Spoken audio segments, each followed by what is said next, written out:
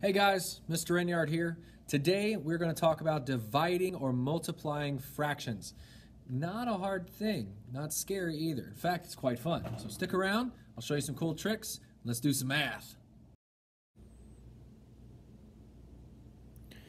All right, so we have 2 divided by 1/4 here, and we want to figure out what that means. So pause the video and figure that out.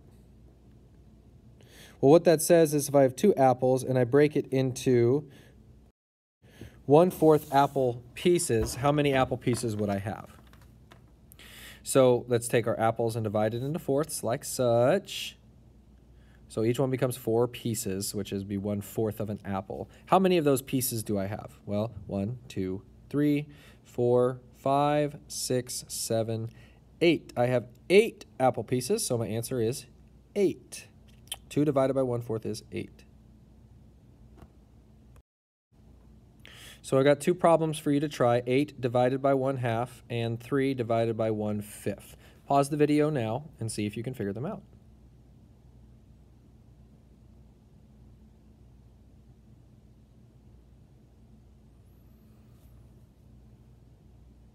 So let's look at number 1, 8 divided by 1/2. What that really says is if I have 8 items and I break those 8 items into 1/2 size pieces, or I'm sharing them into groups of halves. So I'm going to make them into groups of halves, right? Groups of 1/2. So each group is going to be worth 1/2. How many of those halves do I have? Well, that's quite a bit of halves, actually. It's going to be 2 halves per whole, and I have 8 wholes. So wouldn't that be 16? And sure enough, it is 16. So looking down at 3 divided by 1/5, that's saying if I had 3 circles and I share them into groups of 1/5, or I break them into fifths, we'll say, how many fifths do I have? That's the question we're looking for. How many fifths are there? Well, again, there's 5 fifths per whole, and I've got 3 wholes. So I end up with 8, 9, 10, 11, 12, 13, 14, 15 fifths. So what does it mean to multiply by a fraction? Well, it just means I've got 8 groups of 1/4, and I want to know how much total that would be. So I could draw it like this. I've got 8 groups represented by my circles. Each group is worth 1/4. What is my total? So 8 groups of a fourth would be 4 fourths for 4 of them, plus another 4 fourths for another 4 of them, right? That's 8 fourths total, which is the same as there's 1 whole in those 4, and there's another whole in those 4. Isn't that just the same as 2? So 8 times 1/4 is 2. So now let's try a couple problems on your own, 6 times 1/3 and 10 times 1/2. See if you can figure them out. Pause the video, and good luck.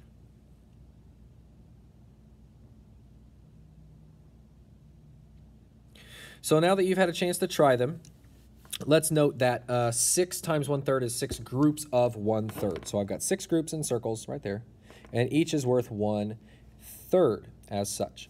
So how many thirds is that? Well, there's 3 thirds. And another 3 thirds, so I end up with 6 thirds. Well, isn't that the same as 2 wholes?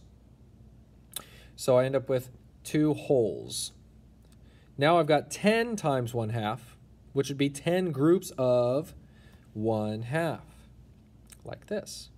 So as I add them up, I end up with, I see 1/2 plus 1/2 is 2 halves, plus another 2 halves is 4 halves. Then I've got 6 halves.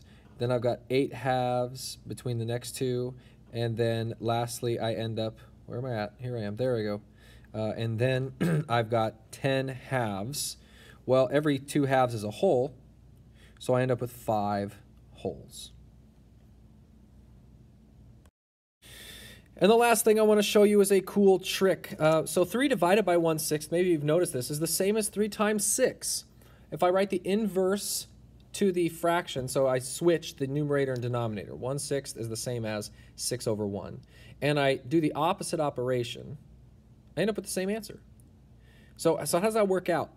If I have 3 items, Let's do the 3 divided by 1/6. And I break them into 6 pieces, right? Sixths. How many sixths do I have? I got 18, right? Well, isn't that the same as saying I have 3 groups of 6? Don't I have 3 groups of 6 there? That's 3 groups cut into 6 pieces. How many pieces do you have? Yep.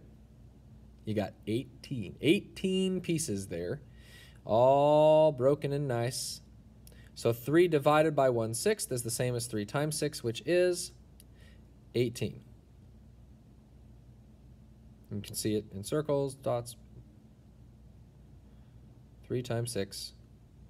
3 divided by 1/6 is the same.